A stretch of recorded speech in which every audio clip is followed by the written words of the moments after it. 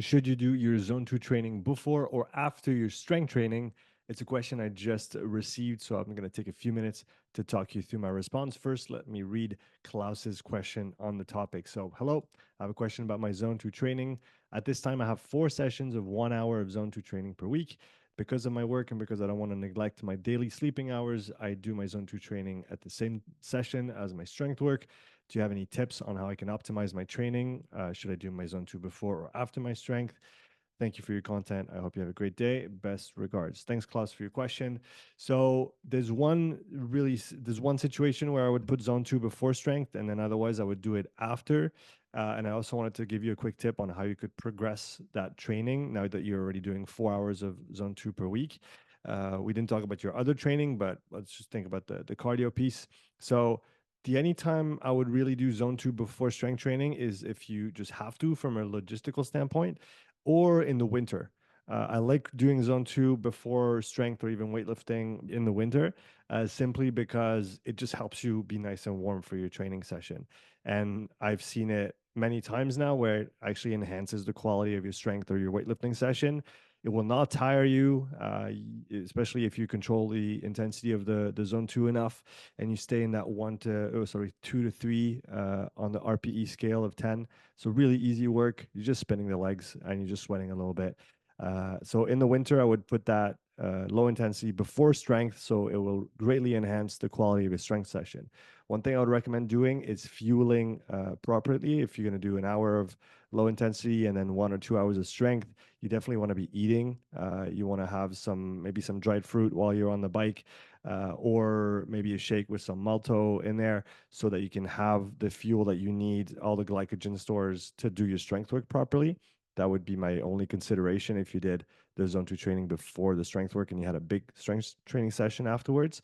And then otherwise, I would put the zone 2 training after your strength training.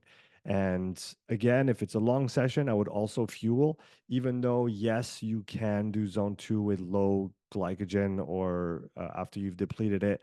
But I don't think that should necessarily be the goal. I think you could do it sometimes, but otherwise, I would still take in some sugars during your strength session.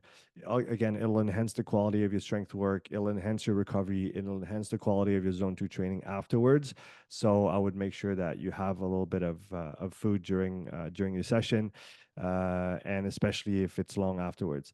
Now, when it comes to progressing that work, because you already have 4 hours of low intensity training, I would probably shift 1 to 2 of those sessions, and it doesn't have to be all the time, but maybe for 3 to 4 weeks, I would shift 1 to 2 of those sessions towards some tempo work. So you can stay with that kind of background of low intensity, and you could just add in some 8 to 12 minute intervals that are going to be, at a 5 to 6 RPE. So they're really not hard.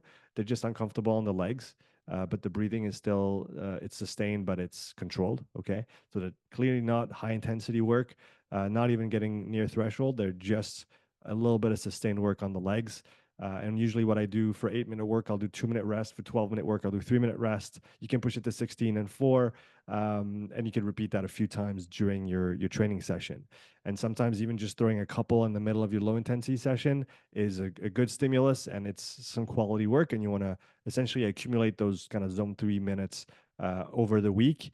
I've seen some really, really good transfer and progress to CrossFit in general from that type of work, in addition to the zone 2 training. Right, the more I move forward, the more I see zone 2 as kind of your background foundation, your work capacity, really.